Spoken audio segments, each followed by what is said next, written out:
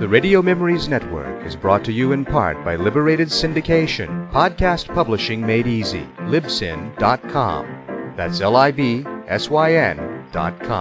Welcome, old-time radio lovers of the Boxcars 7-Eleven Old-Time Radio Pod. I am Bob Camarillo, your host, and for the next hour or so, your guide, as we travel back in time, back before TV was, to the golden age of radio. In 1938, John Allen hosted a short series for the Texas School of the Air, called Your Story Parade. The collection of children's stories featured Helen Kelly as your story parade lady, and the scripts were written by Wesley Davis. The Texas School of the Air welcomes you to Your Story Parade.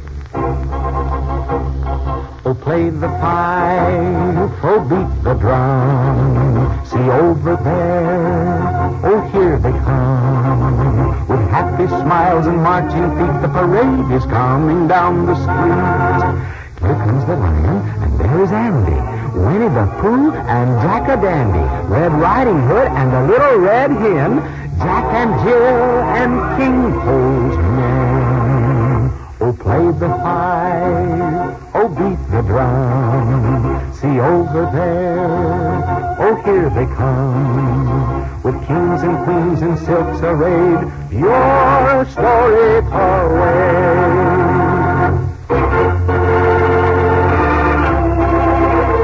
Boys and girls, you're listening to Your Story Parade. It's the transcribed radio program all for you. Yes, and it comes to you on your radio every week at this time to bring you Your Story Parade lady.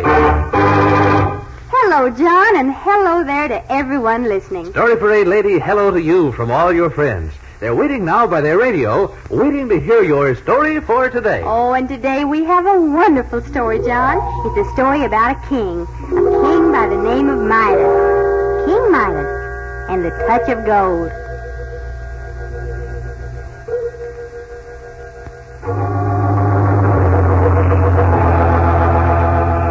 The story begins on a faraway day in a kingdom by the sea. The kingdom belonged to a very rich king with the name of Midas. And oh, what a rich king he was. Why, do you know he had more gold than any other king in the whole world? And he had a little daughter, too. And he was very, very fond of her. Yes, he was fond of his little daughter, all right, but I'm afraid that King Midas was fonder of gold than of anything else. Why, one day his little daughter came running to him with her arms full of yellow flowers. Yellow like gold? Yes, because you know gold is yellow, too. And the yellow flowers made good King Midas think more than ever of yellow gold. He said, "Yes, my little daughter, your flowers are pretty. See? They're yellow like gold. What a pity. What a pity they only look like gold." "But, Father," the little girl said, Hush, my child. Yes, I wish that your flowers were really gold. Oh, Father, I wish that everything I touch, everything, would turn to gold when I touch it. I wish I had a touch of gold. A touch of gold. Yes, a touch of gold. Good King Midas wished for a touch of gold. He wanted everything when he touched it to turn to yellow gold. Poor man. He didn't know that his wish would soon come true, and he didn't know the trouble it would cause. He whistled as he thought of the gold that he had, and at the thought of someday maybe having even more. And then, listen to hear what happened. Gold. Gold! Well, I'll unlock the door to my counting house, and I'll go count my gold once more. Good King Midas went off into his counting house. It was filled with bags of golden money, golden bars and golden vases and jars and statues. And there were iron bars over all the windows. He wanted to be sure that thieves couldn't break in. Nothing must happen to the good king's gold. Oh, but come, everyone listening. Come, and let's slip up close, and listen to him count his golden money. Gold all around me. Why, I have more gold than anyone else in the world. But I haven't nearly enough. What I really need is a touch of gold. How now, good King Midas? And what were your words of a touch of gold? I heard a voice. A voice where there can't be anyone. The windows are barred and locked and... Oh! A shadow has fallen across my golden coins. A shadow here across my table. How now, good King Midas, be not afraid. Who are you? I see you. What are you? Only a stranger. A friendly stranger, O King, with a touch of magic in my words. Would that I had the magic touch. A touch of gold in my fingertips. You wish for the touch of gold? I want it more than anything else in the world. Are you sure it will make you happy? Very sure. Good King Midas, when the sunrise comes tomorrow, in your fingers you shall have the magic touch of gold.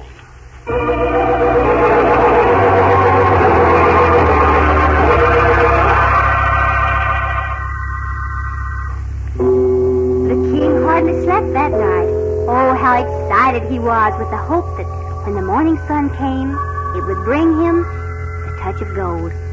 He did sleep at last, and then suddenly morning had come. The king sat up in his bed and stretched his arms.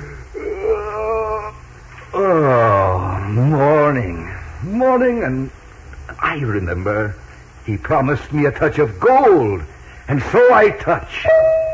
And I touch, and I touch, and I touch. My bed, my cover, my chair. But nothing happens. Nothing happens at all. I still do not have the touch of gold. King Midas had forgotten. The stranger had promised him a touch of gold only when the sun began to shine. And now it finally did begin to shine, for the morning was late enough at last. And then, suddenly... Gold! The cover on my bed has turned to gold at my touch. Now my chair is gold all over. My shoes and my clothes, gold. I have the touch of gold! King Midas jumped out of bed in a frenzy of joy. He ran about touching everything. He turned his table to a table of gold, and he turned the pages of his books to leaves of gold. And then he dressed himself in clothes of golden cloth.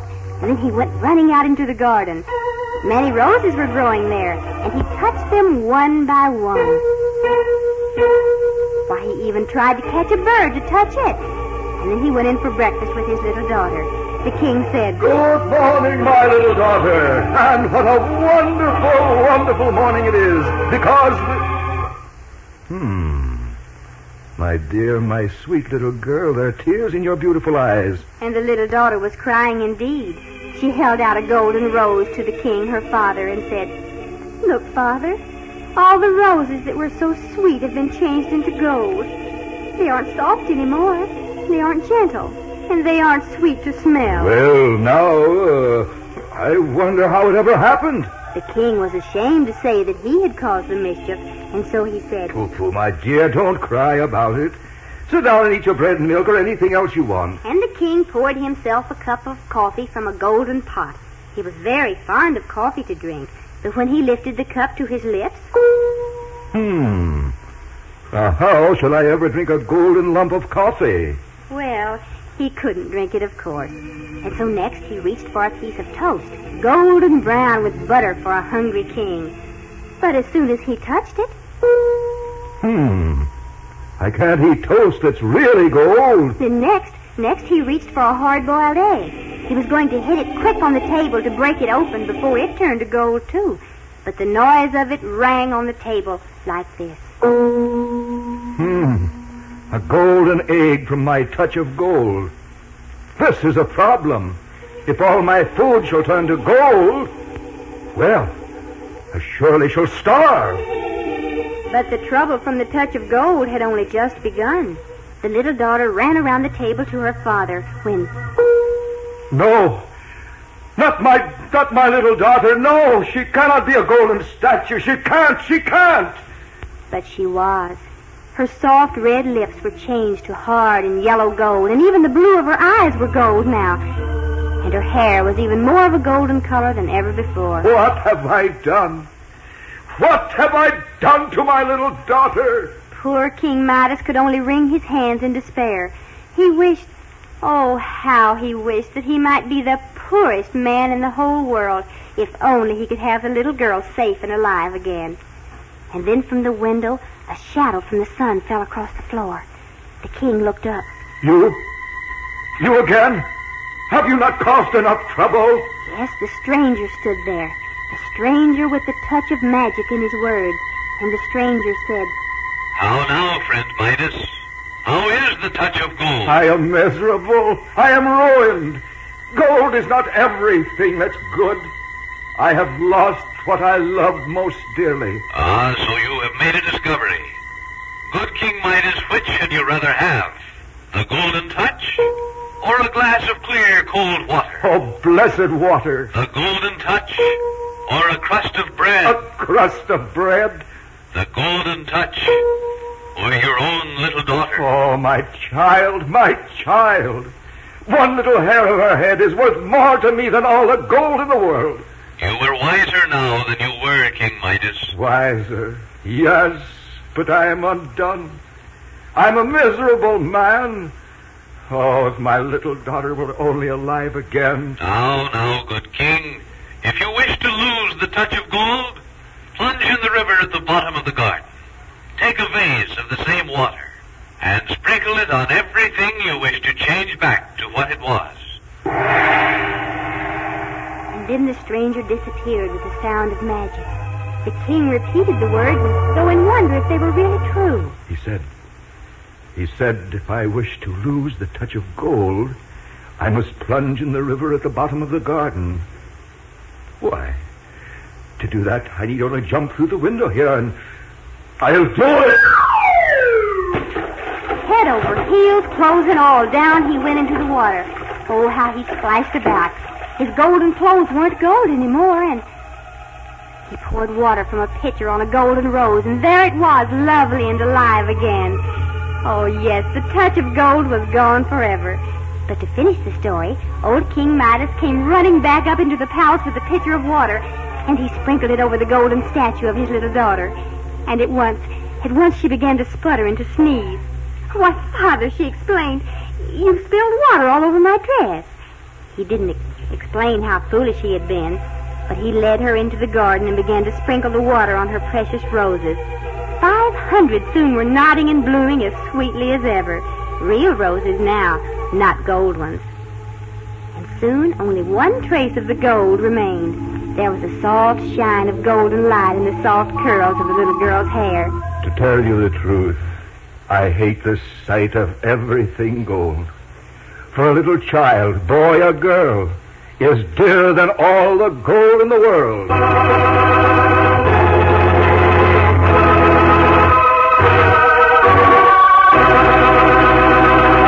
And that's the end of the story of Good King Midas and the touch of gold. What a happy story it was. But Story Parade Lady, what's our story for next week? Oh, next week, John, it's the story of the gingerbread man. Be sure to listen, boys and girls, next week at the same time, same station, for the Story Parade Lady and the story of the gingerbread man.